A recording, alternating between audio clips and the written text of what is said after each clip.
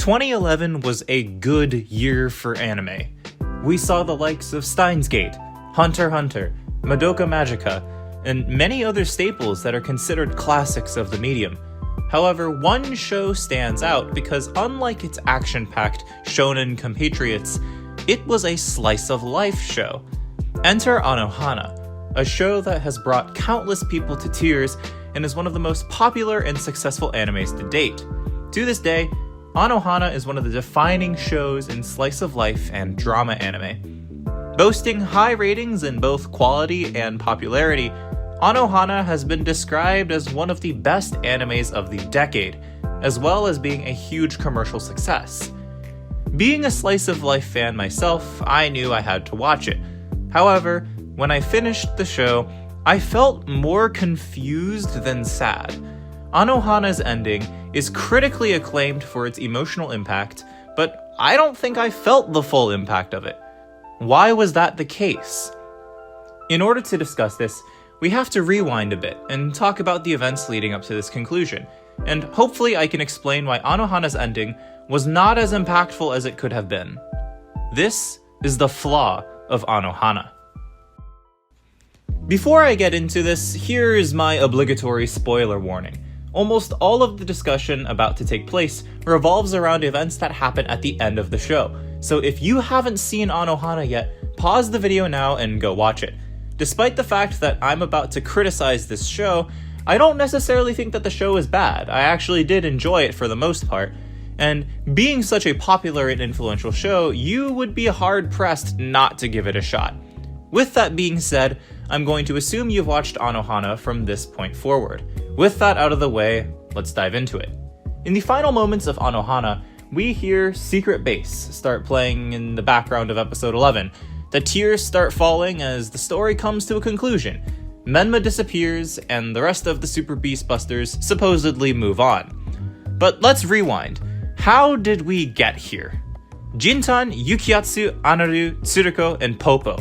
These remaining members of the Super Beast Busters decide to try and help Menma pass on to heaven. But what were their motivations? Let's remind ourselves of the conversation that happens at the beginning of episode 11. Let's go down the line, shall we? Jintan, for one, probably genuinely wanted to see Menma pass. At least, that's what I gathered. He doesn't have his teary confession of his own personal reason to help her pass anyway. Popo wants to help Menma because he feels guilty, having seen the moment when Menma was swept into the river to her supposed death, and having done nothing about it due to fear. To this day, the guilt still haunts him, and he lacks closure. Popo's reasoning is actually valid, and he does get the closure he needs by the end. But from here on, things get interesting. Anaru's reasoning is that since she likes Jintan, and Menma is still here, and Jintan is still attached to Menma, she wants Menma to pass on so she can pursue Jintan for herself. Yukiatsu only wants Menma to pass on because he wanted Menma for himself, but knowing that he can't have her, he would rather her pass on so that Jintan doesn't get her for himself. Lastly, but certainly not least, Tsuruko. This one hurt my brain a little because trying to process this logically almost gave me a stroke. Okay, so we know Yukiatsu likes Menma, and Anaru likes Jintan, but Tsuruko likes Yukiatsu. She knows that Yukiatsu's interest is already taken by Menma, but she also figures that if he can't get Menma, he will go to Anaru as a substitute, not back to Tsuruko. So the reason she wants Menma to pass is so that Jintan will be freed up, which will allow Anaru to pursue Jintan, and so Yukiatsu would lose both Menma and Anaru, and then go to Tsuruko, who is, at this point, basically the third string quarterback. So what's my point here? Well, reading a synopsis of Anohana would have you believe that this is a coming-of-age story, where a group of people are forced to confront a traumatic event of the past in order to gain closure that they originally didn't get. But with the exception of Popo, the driving force for the squad helping Menma pass is not so much about confronting their past as it is about current romance. This crazy love hexagon / Gordian knot is the main motivator for most of the characters' actions. The driving force has much less to do with Menma and the acceptance of her death, and much more to do with the current romantic wishes of the characters. It's not as though this is a bombshell dropped on us either. Throughout the entire show, it's pretty clear that romance is actually the driving force behind the plot. Alright, so the story is less about confronting the past and more about romance in the present. So what? It's certainly unexpected, but this isn't inherently problematic on its own. A show about a childhood trauma exposing complicated relationship issues, well, that sounds logically fine to me. But my problem is that if the story has been about this love hexagon the whole time, why is the big conclusion about Menma's passing and not about fixing the love hexagon? There seems to be a disconnect of stories here. There's a story that focuses on current love issues, and there's another that discusses moving on from the past and gaining closure. This disconnect is reflected in the fact that Popo's reasoning for helping Menma pass and everybody else's reasoning for wanting her to pass differs in nature and splits into this dichotomy. The final moments are supposedly super impactful and emotional as Menma finally passes, but the road we took to get there has very little to do with Menma's wish and Menma's passing to begin with. Menma's passing would give closure to anybody harboring regrets about the past, preventing from moving on. However, besides Popo, this wasn't the problem for most of the characters in the first place.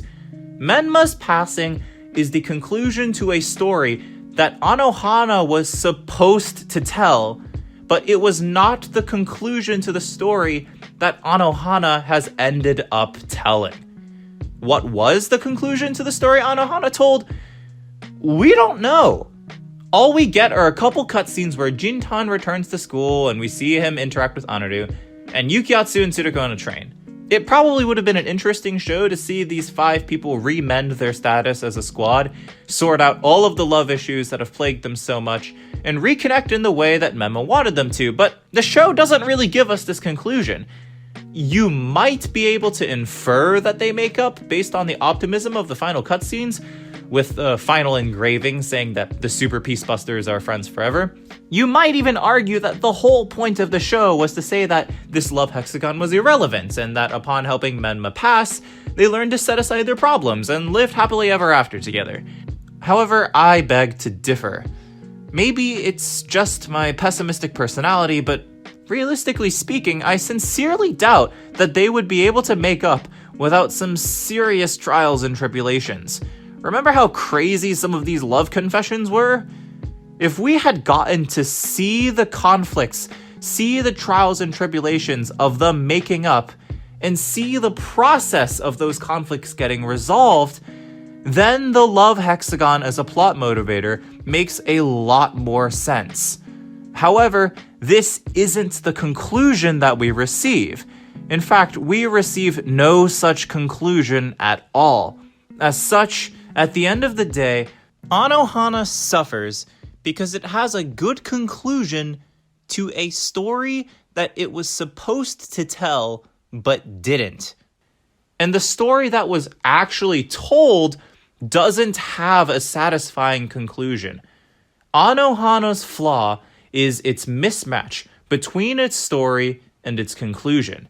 This is why the final moments didn't feel as impactful to me.